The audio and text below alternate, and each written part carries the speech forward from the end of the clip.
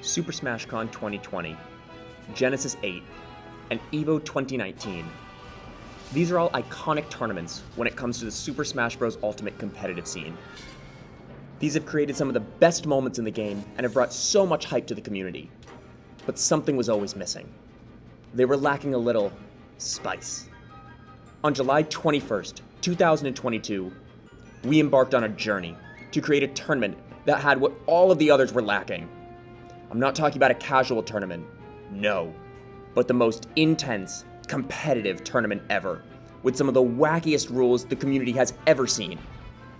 With top players such as RM8, Ultra Asher, and Nespresso himself, this tournament was bound to be an explosion of skill and moments the scene would never cease to remember, ones that would go down in history. While this tournament may have various names to the public, to fans of the game, it was simply known as the strangest Smash tournament ever. You may be asking what makes the tournament so strange and crazy. For those looking online, they might stumble across a standard Smash GG page. But there was more hidden beneath the surface. Excitement, Oh, the Fox takes it at the last second! drama, and love? No love, but that would have been crazy. Each round would correspond to a different rule set, and gave players a different method to win each set, such as a race to SD10 stocks, a 10 HP battle, a race to do 100 self-damage, and much, much more. We'll begin the account of this historic tournament with the first and introductory round, Mega Smash. The tournament began in Winners Round 1, where the initial 28 players were quickly weeded out to find who in the world would be crazy enough to embark on this journey. Of the 28 players who thought they could handle it, only 16 of them had the guts to take the first step. 8 of these players took DQs onto the next round, but the other 8 of them had to battle it out in Mega Smash. The stage was set. Each player would fight a best of 3, with Mega Mushrooms turned on high for 5 stocks per game. The big question was, would you risk getting the mushrooms, but lose neutral in the process? Some players took the victory by themselves, but others showed the world exactly what they were made of, making a statement in the first match. Would players stick to their mains, or would they jump ship with a better strategy? These mega characters hit like a truck, but they were also susceptible to lots of combos. In the first match, Maddie Slays' Sephiroth took the victory over Krampus' Palu, both of their mains, with a Giga Flare at the finale. In the other streamed match, the famed Nespresso lost 2-0 to Masterkill's Terry with his Inkling, and a surprise swap to Dr. Mario after the brutal 4-stock. This was the end of the first round of the tournament, and it was already heating up. But for now, we will continue on to Winners Round 2. The next challenge took place with 8 separate matches, in which all players competed. The goal here was to be the first player to SD with 7 stocks, so the loser would win the match. There were many different tactics to think about before the match began. Fall speed, run speed, different moves, which blast zone to head towards, as well as some interesting aspects not realized until the match began. RM8 and Many battled in this round, beginning with a Game 1 Sonic vs. Mythra pick respectively. These characters, at a high fall speed for both and ground speed, were excellent choices. However, RM8 attempted to use neutral beat to gain more speed, but actually ended up slowing down on his way to the blast zone, losing Game 1. In Game 2, RM8 swapped to Fox, my initial thought of the best character, and put on a tight race. Initially, RM8 had control, but the position of the respawn platforms altered the match, and just watch how close this got. Looks like we are just barely having the Fox ahead. Can he take this last stock right here? And the Fox Is going to take it. We're going to Game 3. Let's see that swap. Going into Game 3, many thought that a swap in characters was necessary, and changed to Little Mac, another good pick. Fox started out stronger, but with the respawn platforms, Mac started taking it back, until Manny made a fatal mistake. Mac is faster on the ground. So he's down by a little bit, but he's having to run less distance. Oh no, he did the walk! He did the walk! Manny walked and lost the match on that one mistake, allowing RM8 to take the win 2-1. In other matches, characters such as ZSS, Fox, Sonic, and Yoshi all won match sets, giving our winners a round 3 set. First though, we have to take a look at the loser side of the bracket to meet those fated few.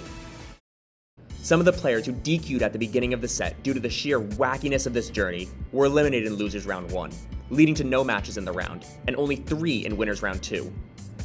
In order to figure out who could not keep up with the intense, crazy tournament, the players had to take their stocks to the air and stay there the entire time. Once the match started, each player would jump into the air and would not be allowed to touch the ground again for the rest of the game. The player that survived longer would win and move on. Obviously, Jigglypuff, with their multiple jumps, seemed like the best choice. Pound and floatiness seemed like the options to use, and probably was. But others had some different ideas to help them out. Livid vs. Petru was the first match, a Puff ditto. The hardest thing, it seemed, was ensuring that the characters did not grab the ledge or accidentally go on the stage, an automatic game loss. After the game 1 loss, Livid swapped to Peach to use her float and up B stall for as long as possible, but she was no match for Puff, who swiftly took the game and set. The next match was Nespresso, going back for revenge, using Sora against Moy's Jigglypuff. While the Sora was floaty and had good stalling tactics, he was no match for the Puff. But Nespresso used his big brain to pull out a wild card, the Snake. With his C4, he could stay out in the air for an extremely long time, so long as he teched and did not die off the top, and Nespresso used this to 3-stock Moy. C4s. I've never been able to do that before, but you want to make sure you don't accidentally land on the stage. Espresso staying alive and playing this really, really well. And now the question is, are we going to see the Unteckables come out? We're going to see the C4? And nothing right there, barely missing the ledge. Now, do you want to mess with the ledge? No, you don't, because you just 3-stocked right there. This followed suit as Moy stuck to the Puff, but it was his demise and loss of bracket, losing to Nespresso 2-1, and Nespresso lived to fight another day. Back on the winner's side of the bracket, the games continued with a Jigglypuff rest battle. The rules were simple: only rest. This made the neutral very stressful for all players, and would result in crazy rest strings once hit. While off-stream matches had people camping and timing each other out, on-stream, the 2 matches were extremely hype. Arm8 played Nosehairs first. Nosehairs just could not seem to hit rest consistently, and ended up losing the first game because of it. Just from a few simple missed rests, it set up Arm8 for the finishing blow, ending in a locked loss for Nosehairs, since he needed to hit a rest, but that would leave him open to be rested himself, essentially losing the game from hitting a rest. Game 2 had a more tentative approach. As the end of the set approached for Nosehairs, both players started missing rests, leading to an open-ended fight to see who would come out on top. Take it. Let's see right here. I think this won't kill, and I think this should. If Nosehairs can get down in time. Oh, we're gonna see the missed rest, and that's gonna be the game! Arm8 moved on to become the first player into top 8, who would play Rapid, the second member of the top 8. On the other side, Ultra Asher and Charizard fought, with an interesting stage in Town and City, which allowed for the resting Puff to hide under the platform for protection, another form of mind gaming this round. Charizard, not messing around, hit Vit. I doubt it. The Puffs are so close, they're so... Oh, we're gonna see an alien rest! Charizard takes it! Takes game 1! No way, we were talking about it just moments before. After this, Charizard took the final game to confirm the 3rd top 8 spot against Craig, the 4th member of top 8, the final from the winner's side. Now that half of the top 8 was in, the other 4 still needed to be determined. This was done by losers round 3, which was a hero ditto. But the catch was, the players could only use his down B, the menu. Many players would fall here so close to top 8, but the winners would be rewarded for their ability to manage resources, select options correctly, and think outside the box. The first match streamed was between Maddie Slays and Ividal. Each player selected hero, and the match was underway. Initially, Ividal crushed the first 2 stocks without taking any damage, looking to come away with a decisive victory, taking stocks by capitalizing on Maddie Slays' mistakes, a Kuklang with Metal Slash, and a self-inflicted Kamikaze. Without much MP, Ividal decided to risk it all and go for 2 SDs to reach full meter again, setting up for a kaboom to win game 1. In the next game, it was more of the same. Maddie used all of Hero's MP in the match, and had no way to recover back to the stage, giving Ividal the set. In the other streamed match, Nespresso vs. Many, a different approach was taken. After Nespresso took Many's metal stock, he went for a camping style of gameplay, running out the timer all the way, in a boring match to say the least. However, thinking outside the box won him the match. In Game 2, Manny used Nespresso's tactic back at him, almost timing him out, giving him a Game 3. This game was one of the slowest maybe ever seen in Smash, but Manny only took about 100 damage and no stocks, still ended up losing, giving Nespresso a chance at top 8 in the next round. With their spots up for grabs, each of the remaining 8 loser side players would have a chance to earn their spot in top 8. This would get done with one of the most unintuitive rounds yet. Each player would be tasked with giving themselves 100% damage as fast as possible without damaging the other player. Whether they wanted to use Pichu, Snake, or any other character, they had to damage themselves to lose the match, but really win. The Zek and MK Bob had the same idea here, both starting with Snake. But this match used a quirk in the rules that ended up defining this round. Since MK Bob got hit by the Zek's grenade, the match was technically over due to disqualification. Now, just from one game, the meta was changed. Players would attempt to get hit by the opponent's moves while trying to do damage to themselves at the same time. It created an awesome game between trying to both do damage to yourself and get hit at the same time, and this helped the Zek win Game 2. As the final match came up, the thought of top 8 was in both players' minds, so this match was going to be epic.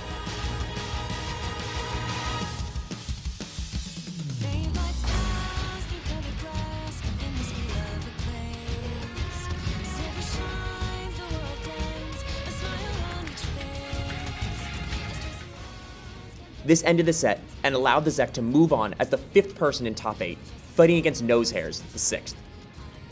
The next spot was up in contention between Nespresso and Ultra Asher. Both starting Snake, they blew themselves up with C4s. Nespresso had an interesting but risky strategy where he would go off stage. This would give him a distance so Ultra Asher could not try and get hit by his C4s, but would lead to a loss if a mistake was made. Exactly what happened during Game 1. In Game 2, Nespresso used his strategy that he used in previous rounds and took the early lead, and then decided to stand on Ultra Asher's C4, stalemating the match since Ultra Asher could not force him to move, as they waited for the timer to run out or for the C4 to explode. This led to a Game 3. Ever. Let's see who's going to be able to take this. That little delay in May is maybe going to give Nespresso the opportunity. He's definitely going to take the lead. So he's in an advantageous position, going off stage to try and get some of that damage. 35%, 14%. Could this be it? Oh, Nespresso takes the game, going down deep. And with the win, Nespresso took the 7th spot in top 8 with a risky move where he would have to face the 8th member, insert name. With the top 8 players set, the real battle would begin. I would like to give a formal introduction into the top 8. In the winner's side of the tournament, we have Charizard. Zard with the 3-0. I doubt it. The puffs are so close, they're so... Oh, we're gonna see an aerial rush! Charizard takes it! Versus Craig. Right there! And we are going to see Craig moving on. And RM8. This is the exact percent where Waddy started to make his recovery. Let's see if RM8 has something in his back pocket. Well, he's got the stock. Oh, but it's getting really close. It's getting really close. Who are we going to see take this last stock? Oh, the Fox takes it at the last second. Versus Rapid.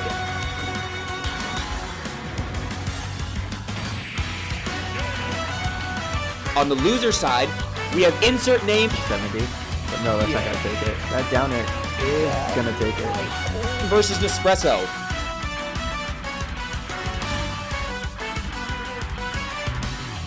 Could this be it?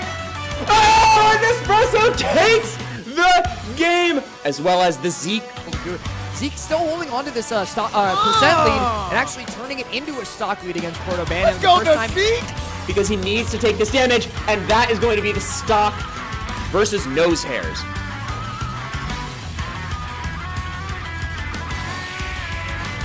First to pull the trigger, because at what point do you just need to pull it? And now we're back at even. Just when the players got complacent with their position in top 8, the rules changed once again. Unlike normal tournaments, these sets would transform into a best of 1 in top 8, as opposed to the best of 3 from before. Along with the first round in winners, top 8, was a 10 HP battle. This meant that one hit could send you out of the winner's bracket. Each player had to ensure that it was not them making this mistake.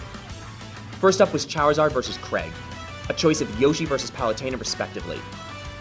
Who's going to throw out the first move? Playing definitely carefully. Oh god, both characters just waiting, trying to space it out, and that's going to be it right there. And we are going to see Craig moving on into winners finals. With one side B, Craig had taken the victory over Charizard and moved on to the winners finals. As for the other side, R-Mate and Rapid would fight. R-Mate opted to go as main Ike, a seemingly losing matchup in this mode against Rapid's choice of Mii Gunner. But the match was much more competitive than initially thought. How this is going to work? Ike's slow mobility is not even going to matter because a big footer is going to take it. From one mistake by Rapid, just like Charizard, the Mii Gunner was sent into losers. This meant the winners finals match was set. But an issue arose. As the stream was about to move down to the losers bracket, R-Mate had a proposal and said that he would like to go play winners finals first before the losers round, an unusual way to hold a tournament. I, as the TO, willingly accepted his request, but it would not come without a cost. Okay, hold up, because we're a very nice channel. Zek, sorry, you guys are waiting. We're going to winners finals first. Yes, R-Mate, I'll save you because I'm such a nice guy. R-Mate, if you subscribe, I'll put it first. R-Mate struggled to decide whether to subscribe to a great content creator such as myself, as he feared anyone who would be crazy enough to host a tournament as strange as this. Eventually, R-Mate conceded and got to spend time with his family, and I gained another subscriber. A fair deal, in my opinion. Alright, he subscribed! Yeah! I take your word for it. R-Mate, don't screw me over here. So, the winners finals match started. A tiny Smash match. The reverse to the first round of Mega Smash. However, this was a one-stock, best-of-1 round. Who would force their way into grand finals on the winner's side, one victory away from reward?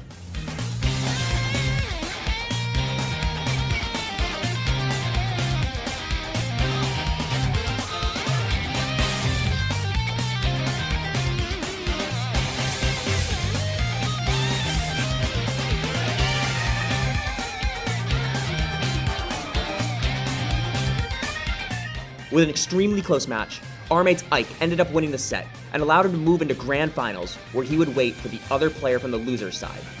Would Craig fight him again, or would another competitor take the spot? Now, for the first match on the loser side of top 8, this was between the Zek and Nosehairs. This round, known as One Move Smash, would result in each player getting a random move from stream, from a random character, and only being able to use that move the entire match. The Zek only being able to use Wii Fit Trainer's down tilt, and Nosehair using King K. Rool's forward tilt, the match clearly had a lopsided favor, even from the start. However, in order to not have this match take forever, a 3-minute timer was installed to give both players a fighting chance, no matter their move. I don't think it can hit that high though. Definitely can't hit up in the air when she's footstooling on him. 3 seconds, 2 seconds, 1! And we see that Zek is going to move on to the next round. Congratulations. After timing out Nosehairs, the Zek would move on to fight another round, and Nosehairs would be knocked out at 7. Next up would be Nespresso versus Insert Name. Here, Nespresso would have to use Mario's up tilt, but right before we could decide Insert Name's move, this happened.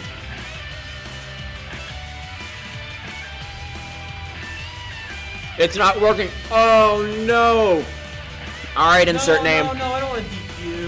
You want to try it again? Try it one more time, because I really don't want to win off the DQ. Alright, 12-13. Congratulations, you are moving on. No, that's With a sad DQ in top 8, Insert Name got 7th place, and Nespresso moved on to the next round to fight against Rapid. Now that the first 2 members of the elusive top 8 had been eliminated, it was time to take out another 2. First up was the battle between the Zek and Charizard. In this round's theme, a one-stock random battle. As these 2 players geared up and selected random, they hoped their hardest for their main or a similar character. But we ended up with a match between the Zek Snake and Charizard Sonic on PS2. With a few openings, Snake began to pull away with the lead, but then the unexpected twist happened. Hazards on. All of a sudden, Sonic began to find grabs and mid-percent combos that gave him the lead over Snake for the first time. After a transition back to normal and then to the rock-type stage, Sonic had given Snake 115%, whereas he had only taken 97 to his name. Finally, as the short timer was running out, the ice stage arose, where Snake and the Zek had one last chance to move on in this bracket. Getting a grab, Snake set up for the up tilt, but the ice pushed both of them out of the way and saved Sonic's stock and Charizard's spot in this tournament. As for the other side, Nespresso versus Rapid, there was another stroke of amazing luck for Nespresso. Maybe it was his brutal timeout gameplay in the Hero Ditto, but nobody wanted to play him, leading to a free trip to loser semis, where he would actually play his opponent for real, Charizard, to move on to a spot in the top 3. Now that the top 8 had become the top 4, the battles were down to the wire. Nespresso, the player who had lost the first round and had smoothly sailed past top 8 in an interesting loser's run, would be facing Charizard, waiting to fight the opponent who knocked him out in the next round, Craig. These players had showed their technical abilities, but to make it to top 3, they would have to show their mental knowledge of the game in a Reflector battle. Both players would pick a character with a Reflector, and would bounce a projectile back and forth until either a Reflector broke or a player made a mistake.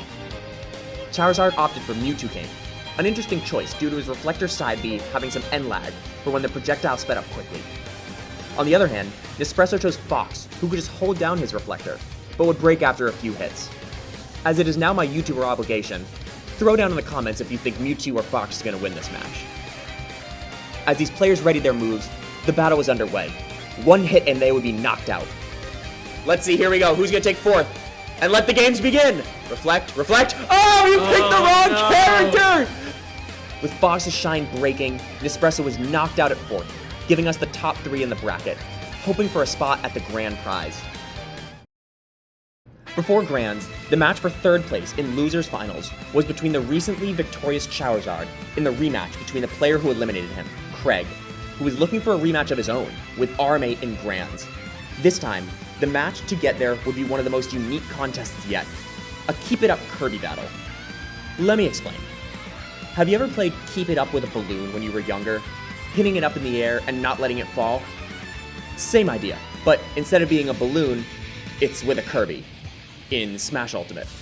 Craig chose Corrin, a good character with his sword and range, whereas Charizard took a different approach with the Jigglypuff. As the match began, these two players battled, trading hits back and forth, until one fatal mistake was made. Game on now. There we go. Corrin hit. Puff hit. Corrin hit. Puff hit. Corrin hit.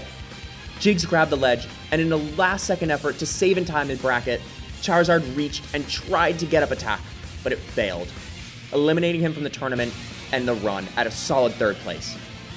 But this meant that Craig would be back in the match against RM8 in Grand Finals to see who would win the strangest Smash tournament ever. After 3.5 hours of a grueling tournament, it was time for Grand Finals. On one side, RM8, the Ike player who had cruised through the winner's bracket, beating players such as Many, Nosehairs, Rapid, and Craig with flying colors. On the other side, Craig, a player who would beat MK Bob, Insert Name, and Charizard on the winner's side before losing to RM8.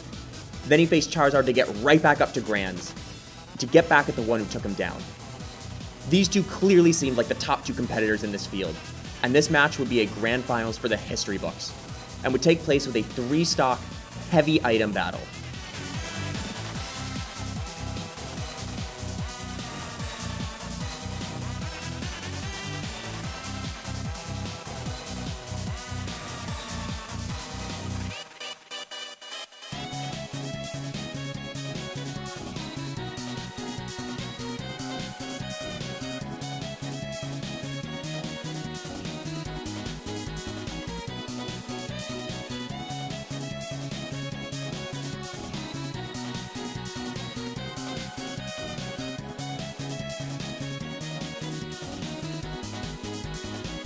If RM8 plays this stock strike, hitting the very tip, no way this is gonna kill, but if it does, it looks like that is the finals. RM8, the #1 seed, takes the Grand Finals. No need for a reset, and that is going to be the tournament. By hitting the very edge of his final smash, RM8 and his Ike took the victory in the tournament. After sweeping through the entire bracket, the final match was complete, and RM8 was able to take the tournament and the grand prize. With the first event in the Islanders 61 Summer of Smash in the books, RM8 was victorious and took the first win. However, due to some other circumstances, Craig, the second placer, took the prize and will be featured in an upcoming video. Thanks for watching the video, and stay tuned for the next event in the Summer of Smash videos. And as always, let's go Islanders.